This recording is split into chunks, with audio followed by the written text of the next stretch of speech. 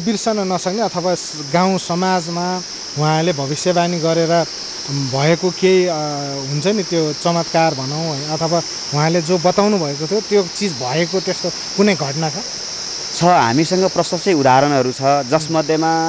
हाम्रो दोरम्बा सैलुङ गाउँपालिका अन्तर्गत वडा नम्बर 2 जसको सुन हराएको थियो विगत उहाँले त्यो बेलामा पत्ता लगाउनुभन्दा अगाडि 3-4 महिना अगाडि नै हराएको थियो त्यो सुन चाहिँ उहाँले जोखाना हेरेर पत्ता लगाएर त्यो सुन जस्ताको तस्तै घरमा फिर्ता ल्याइदिने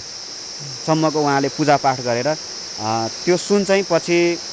सुटुक्क लिनु भएन त्यो चाहिँ प्रहरी चौकी सामु गएर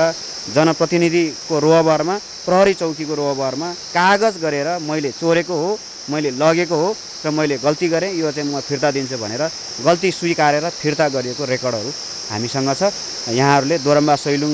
गाउँपालिकाको वडा नम्बर 2 को प्रहरी चौकीसँग यहाँहरूले बुझ्नु भए पनि त्यो चाहिँ एउटा प्रमाणको रूपमा भेटाउन सक्नुहुनेछ।